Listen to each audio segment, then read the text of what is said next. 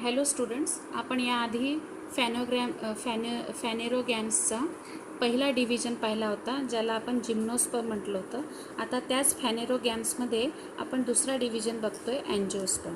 ठीक आहे. हा जो शब्द आहे अँजिओस्पर्म, त्याच्यातला जो शब्द आहे अँजिओ, हा अँजिओचं मिनिंग होतं बघा. अँजिओ मीन्स काय होतं ते त्यांनी आपल्याला इथे स्पष्ट करून सांगितलं आहे. अँजिओ मीन्स कव्हर, एन्जिओ मीन्स कवर, आणि स्पर्म किंवा स्पर्मा म्हणजे काय होतं, सीड. म्हणजेच याचाच अर्थ काय आहे की हा ज्या सीड्स आहेत, seeds are enclosed, seeds are enclosed in fruits. Okay. सीडला कशाचं कव्हर आहे, आपण इथे शब्द वापरला कव्हर. कशाचं कव्हर आहे सीड्सला, फ्रूटचं कव्हर आहे. म्हणजे सीड्स फ्रूटच्या आतमध्ये आहे, त्यामुळे आपण त्याला नाव दिलं अँजिओस्पर्म. तर याच्यासाठी आपल्याला त्यांनी पेज नंबर 78 आहे, याच्यावर एक ॲक्टिव्हिटी सांगितली आहे. त्याला त्यांनी ट्राय धिस म्हटलेलं आहे. या ॲक्टिव्हिटीमध्ये त्यांनी काय म्हटलं आहे बघा. Soak the seeds of corn, beans, groundnut, tamarind, mango, wheat etcetera in water for 8 to 10 hours. काही सीड्स घ्यायचे आहेत आपल्याला, जसं कॉर्नच्या घेऊ शकता, ज्यामध्ये तुम्ही व्हीट घेऊ शकता, टॅमॅरिंड घेऊ शकता. टॅमॅरिंड म्हणजे काय, चिंच. टॅमॅरिंड घेऊ शकता. अशा तुम्ही सीड्स घ्या. आणि त्यांनी त्याच्यामध्ये आपल्याला आणखी एक ग्राउंड नट सांगितलं आहे. ह्या सगळ्या बिया घ्यायच्या आणि यांना आपल्याला वॉटरमध्ये सोक करायचं आहे. काय करायचं आहे, वॉटरमध्ये सोक करायचं आहे, म्हणजे भिजवायचं आहे. आणि किती तासासाठी भिजवायचं आहे, 8 to 10 hours आपल्याला त्यांना सोक करायचं आहे in the water. All these seeds should be soak in water for 8 to 10 hours. त्यानंतर त्यांनी काय म्हटलं आहे बघा. After they are soaked, check each seed to see whether it divides into 2 equal halves or not. ज्या वेळेला त्यांचं soaking होऊन जाईल, आफ्टर दे आर सोक्ड, जेव्हा ते सोक होईल, म्हणजे त्यांचं सोकिंग होऊन जाईल, नंतर त्यांनी आपल्याला चेक करायला लावलं. काय चेक करायचं आहे, whether these seeds are divided or split. Okay, divides, whether these seeds are divides into 2 halves. हे हाल्स म्हणजे काय होतं, हाल्स म्हणजे भाग. या बिया सोक झाल्यानंतर या बियांचे, या सीड्सचे 2 समान हाल्स पडतात की नाही हे त्यांनी आपल्याला चेक करायला लावलंय. Whether these seeds are divides into 2 halves or not. जर ते 2 हॉल्स बनवत असतील, if they are divided into 2 equal halves, तर त्याला आपण काय म्हणायचं आहे. जर ते 2 equal halvesमध्ये डिवाइड होत असतील, तर त्याच्यावरून पुढे चालून आपण त्याचं क्लासिफिकेशन केलं. जर 2 halves होत असतील, तर त्या सीड्सला आपण डायकॉटलीडॉन्स म्हटलं आहे. आणि 2 halves होत नसतील, okay, not divided into 2 halves असं जर असेल, तर त्याला आपण म्हटलंय मोनोकॉटलीडॉन, असं त्याला आपण म्हटलेलं आहे. तर याच्यावरून हे ॲक्च्युली अँजिओस्पर्मचं क्लासिफिकेशन आहे. Some angiosperms are classified into dicotyledon and some are into monocotyledon on the basis of these halves after soaking the seeds. Seeds soak केल्यानंतर जर त्यांचे 2 इक्वल भाग पडत असतील, तर त्याला आपण डायकॉटलीडॉन म्हणतो. आणि भाग पडत नसतील, तर त्याला आपण काय म्हणतो, मोनोकॉटलीडॉन म्हणतो. आता यांचं जे रिप्रोडक्टिव्ह स्ट्रक्चर आहे, पुढचं कॅरेक्टर बघू आपण. Reproductive structure, their reproductive structure. Okay. या रिप्रोडक्टिव्ह स्ट्रक्चर म्हणून त्यांना काय मिळालं आहे, दॅट इज व्हॉट, फ्लावर. त्यांचं जे रिप्रोडक्टिव्ह स्ट्रक्चर आहे किंवा ऑर्गन आहे, ते कोण आहेत, फ्लावर्स आहेत. आता हे फ्लावर्स ॲक्च्युली हे फ्लावर्स जेव्हा डेव्हलप होतील, Wien this flowers will develop they will form fruits. Okay, म्हणून आपण फ्रूटची डेफिनेशनच अशी बनवली आहे. डेफिनेशन काय घेतली आहे आपण फ्रूटची? डेफिनेशन ही घेतली आहे, fruit is called a fertilised flower. पुष्कळशा बुक्समध्ये फ्रूटला आपण काय म्हणतो? फर्टिलाइज्ड फ्लावर म्हणतो. It is called as fertilised flower.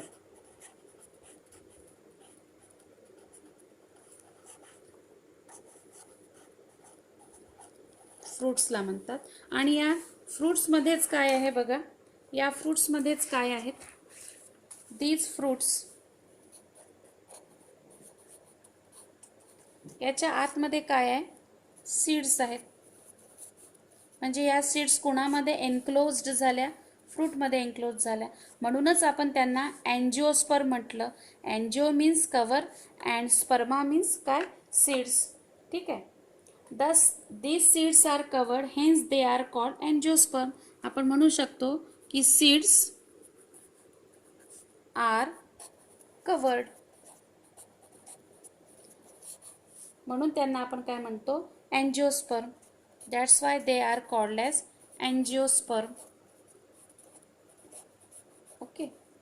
The plants whose seeds cannot be divided into two equal halves, त्याला आपण म्हटलं डायकॉटलिडॉन आणि मोनोकॉटलिडॉन असे आपण त्यांचे दोन भाग पाडले. तर आपल्याला या बुकमध्ये त्यांनी याच्यातला डिफरन्स समजून सांगितला आहे. डायकॉटलिडॉन्स आणि मोनोकॉटलिडॉन्सचा डिफरन्स बघा. दिस इज डायकॉटलिडॉन आणि इकडे आपण बघू शकतो मोनोकॉटलिडॉन.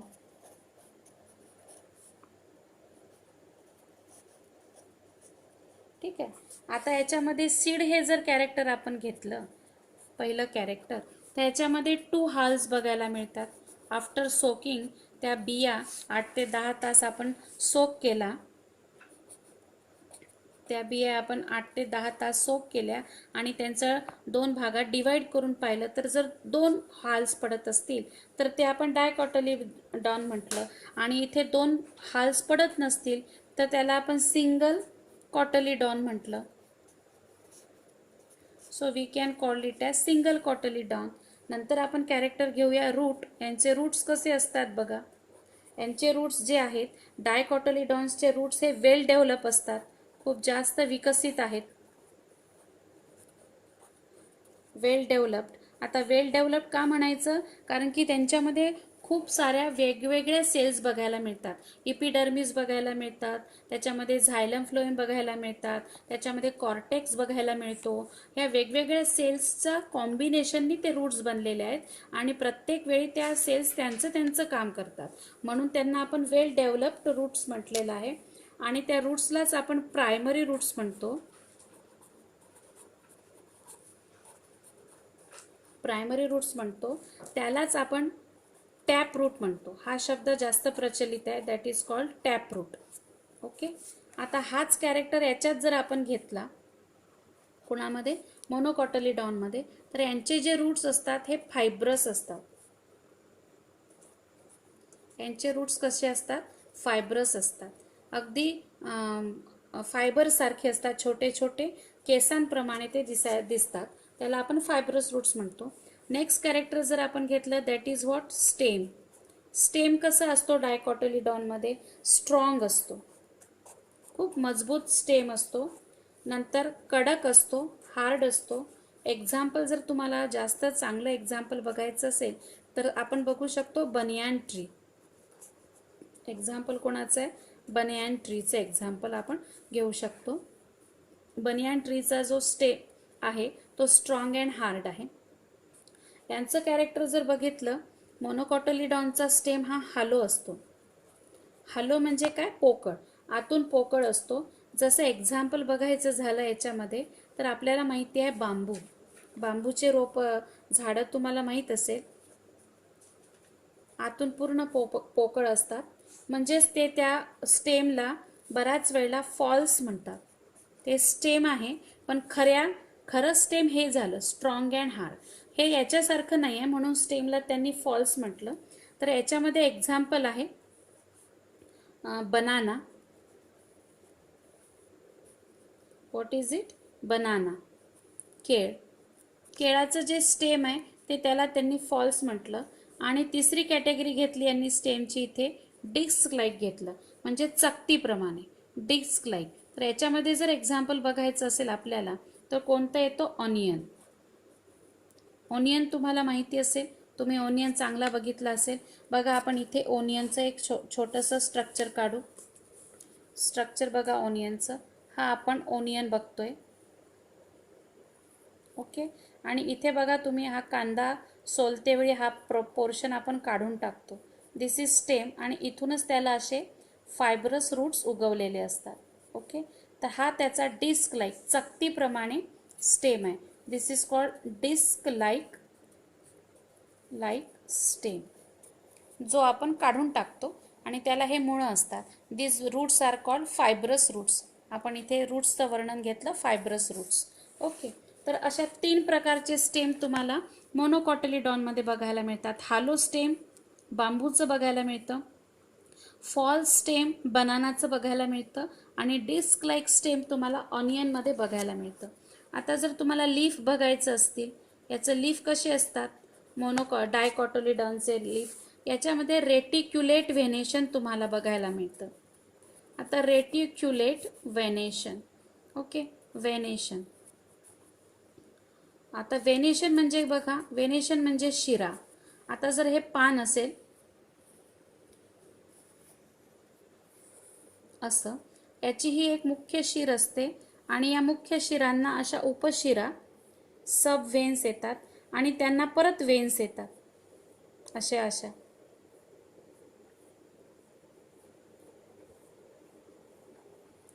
तर अशा पद्धतीचं जे व्हेनेशन आहे त्याला आपण काय म्हणतो?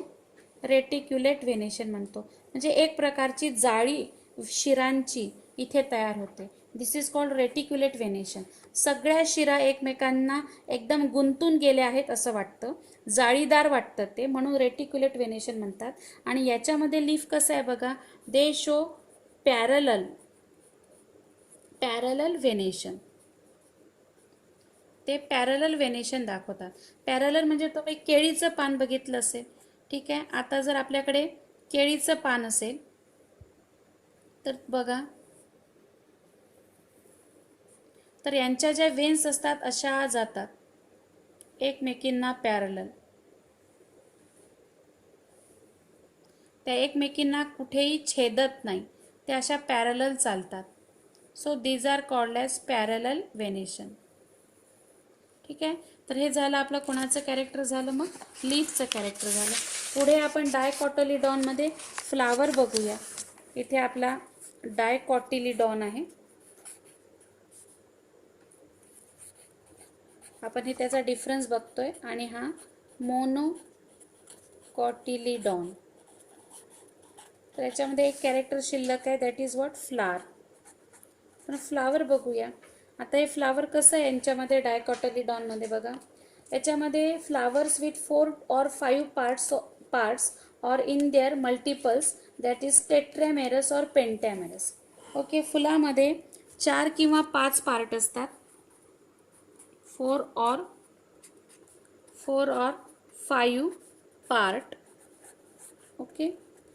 किंवा त्यालाच काय म्हटलं त्यांनी, इन देअर मल्टिपल्स,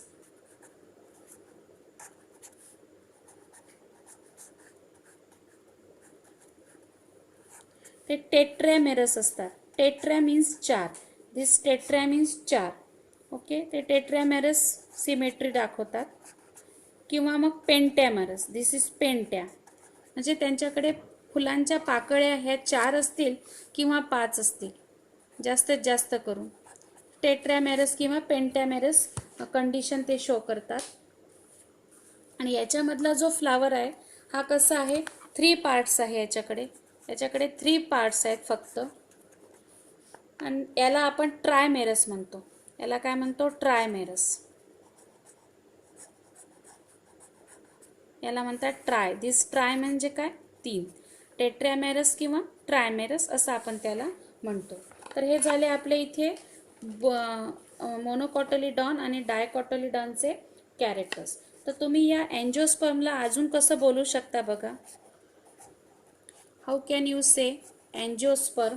याला आपण असे प्लांट्स म्हणू शकतो ज्यांच्याकडे फ्लावर्स आहेत आणि त्यांच्याकडे फ्लावर्स आणि फ्रूट आहे आणि फ्रूटच्या आतमध्ये काय आहे, सीड आहे.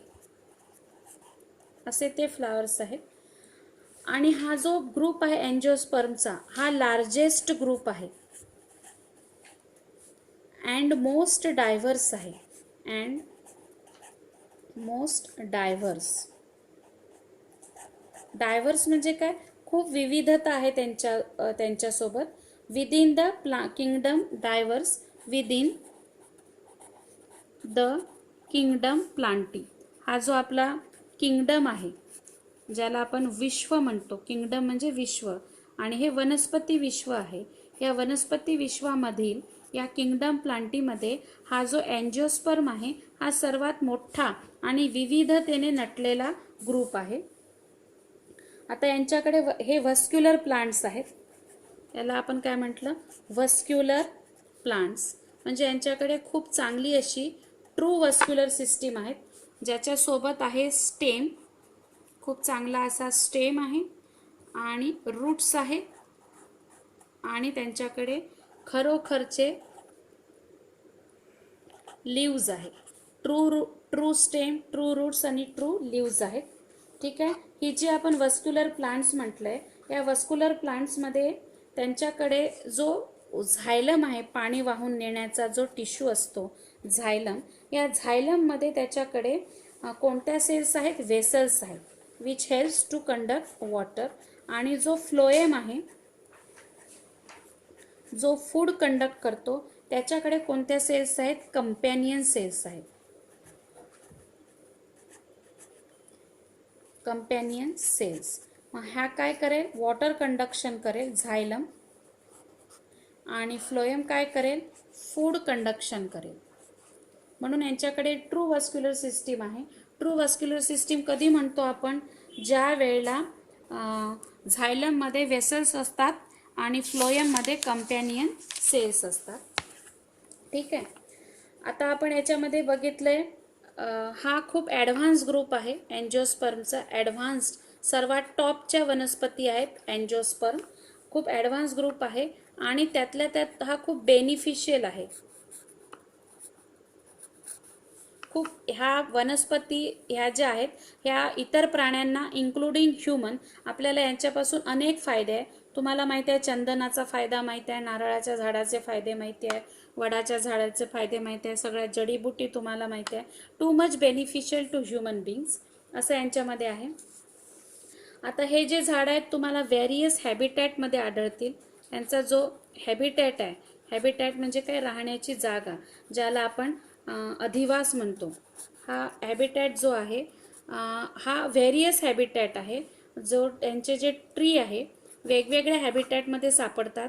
काही ठिकाणी तुम्हाला ट्रीज बघायला मिळतात, काही ठिकाणी तुम्हाला हर्ब्स बघायला मिळतात, काही ठिकाणी तुम्हाला श्रब्स बघायला मिळतात आणि काही ठिकाणी तुम्हाला बुशेज बघायला मिळतात, म्हणजे झुडपं बघायला मिळतात. ह्या सगळ्या कॅटेगरीमध्ये तुम्हाला अँजिओस्पर्म आढळतील. आणि हे सगळ्या category tree, herb, shrub and bushes ह्या वेगवेगळ्या हॅबिटॅटमध्ये, वेगवेगळ्या अधिवासामध्ये आपल्याला बघायला मिळतात. यांचे जे स्टेमन्स आहेत, आपण थोडासा फुलाचा डायग्राम काढून बघू. बघा, आपण इथे बायसेक्शुअल फ्लावर काढू. ठीक आहे.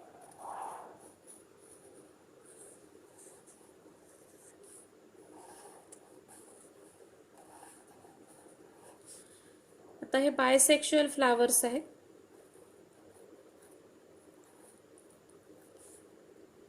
बाय मीन्स काय, टू, आणि sex means male and female. हे आतमध्ये इथे अशा पद्धतीची ओव्ह्यूल्स आहेत. आपण हा डायग्राम आधी पण स्टडी केला आहे.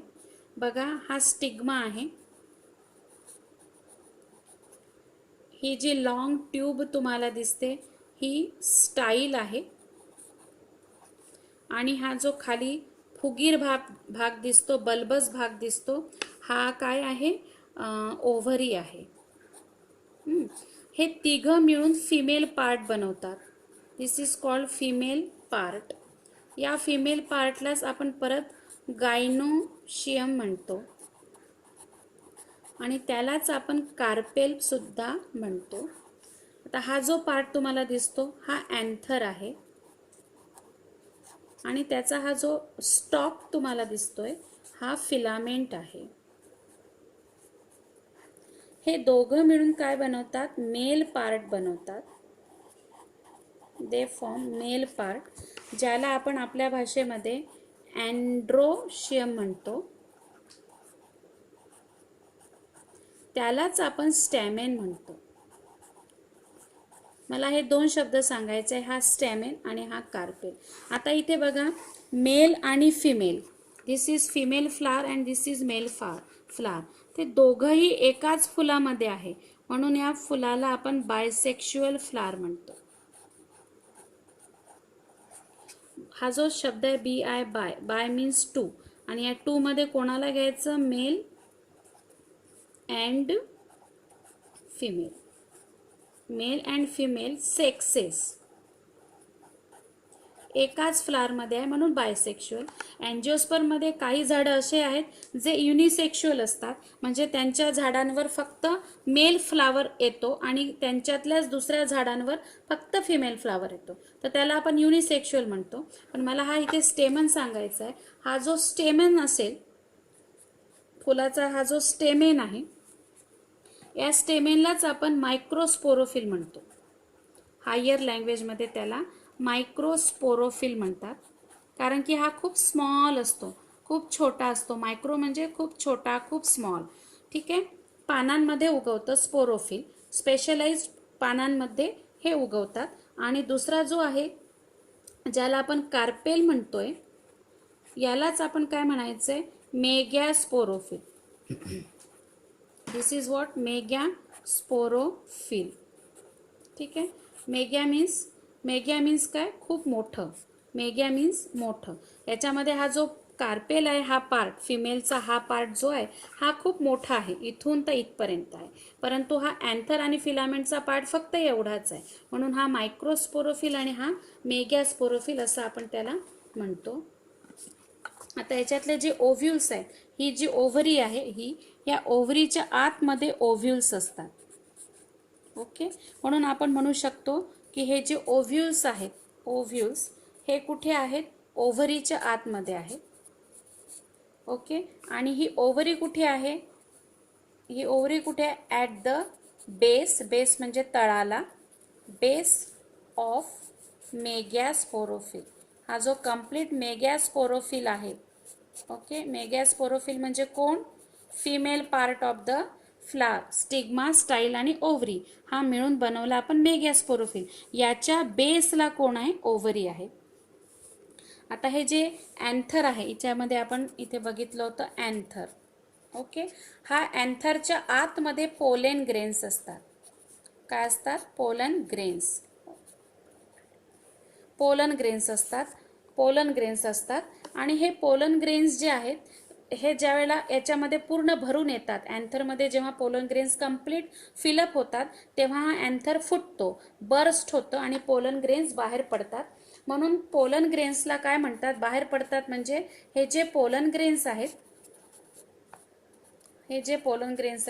हे ट्रान्सफर होतात from, what is it, from anther to stigma. कुठे जातात ते, अँथरवरून निघतात आणि कुठे पोहोचतात, स्टिग्म्यावर. या प्रोसेसला आपण पॉलिनेशन म्हणतो. What is it called, pollination. आता बघा ह्या डायग्रामकडे या, परत पहा. आता असं गृहीत धरा की हा अँथर पूर्ण विकसित झाला, तो फुटला आणि हे सगळे पोलन ग्रेन त्याच्यातनं असे बाहेर निघाले. आता हे पोलन ग्रेन हवेमार्फत किंवा पाण्यामार्फत किंवा ॲनिमल्स मार्फत, इन्सेक्ट्स मार्फत, यांच्याद्वारे, these are the agents. Okay. Water, wind, insects हे सगळे एजंट्स आहेत. यांच्या मार्फत हा जो पोलन ग्रेन आहे हा स्टिग्म्यावरून ट्रान्सफर होतो, अँथरवरून ट्रान्सफर होतो आणि स्टिग्मॅवर येऊन पडतो. So this pollen grain by wind, water और insect it gets transfer from anther to stigma. This process is called as pollination. या प्रोसेसला आपण काय म्हणतोय? पॉलिनेशन म्हणतोय. आणि असं पॉलिनेशन जेव्हा होईल, when this pollination will takes place, then there will be a reproduction. नंतर काय घडून येईल? रिप्रोडक्शन घडून येईल. रिप्रोडक्शनमध्ये मग आपल्याला परत काय मिळतील? सीड्स मिळतील आणि फ्रुट्स मिळतील. ठीक आहे. तर आपण इथे पूर्ण कॅरेक्टरिस्टिक्स अँजिओस्पर्मचे पाहिलेत आणि इथे आपला हा चॅप्टर पूर्णतः संपतो. आपण इथे क्लासिफिकेशन ऑफ प्लांट हा चॅप्टर कंप्लीट केला आणि पुढच्या लेक्चर्समध्ये, व्हिडिओजमध्ये आपण नेक्स्ट चॅप्टर घेऊ. तोपर्यंत हे तुम्ही चांगलं वाचा, रिवाईज करा आणि काही डिफिकल्टीज असेल तर मला विचारा. तोपर्यंत थँक्यू. Good bye.